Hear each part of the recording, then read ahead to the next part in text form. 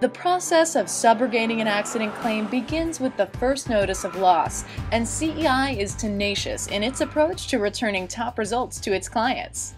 It comes down to reporting. So when our call center receives a call from a driver and takes the first notice of loss of how the claim occurred, it actually is reviewed again by a quality assurance team that looks at how that claim, that first notice of loss was written, and then the subrogation department looks at it to determine if it's subrogatable or not.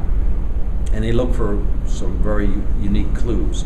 So how that first notice of loss is taken, how it is reviewed, how it's written, and then how it's analyzed by our subrogation unit, who has the experience of what's recoverable and what's not, based on who's at fault, at what percentage they're at fault.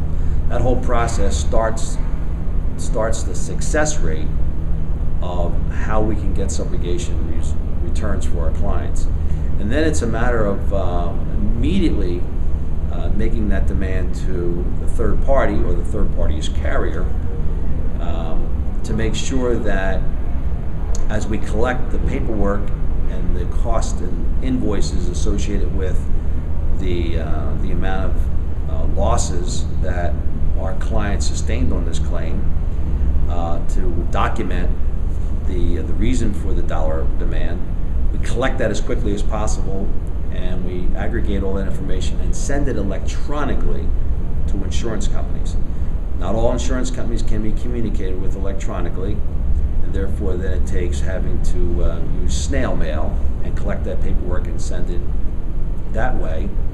And we have found out by using electronic means we can actually speed up the process of collecting those funds for our client. We've gone one step further, and that's with Arbitration Forms Incorporated, which is a private, non-public organization that's owned by the insurance companies in North America.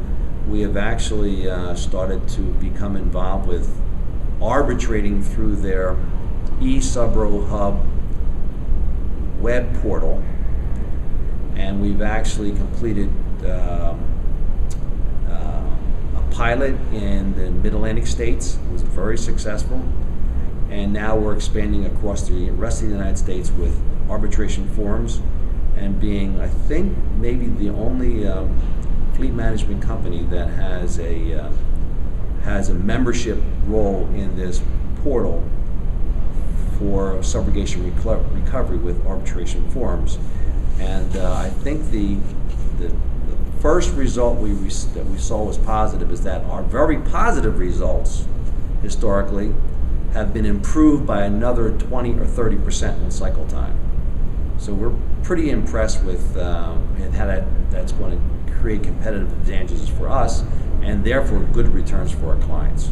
As a result, we find that because we dedicate staff to subrogation, and these people have nothing else to do except subrogation, that we're getting extremely good results and collecting a lot of money. And I think last year we collected over $30 million for our clients.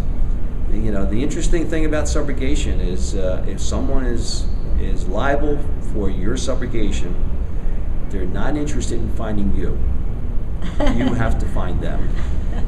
Well, and if you never find them, they're very happy, and they're not going to even tell you that they're real happy, because they don't really want to pay you.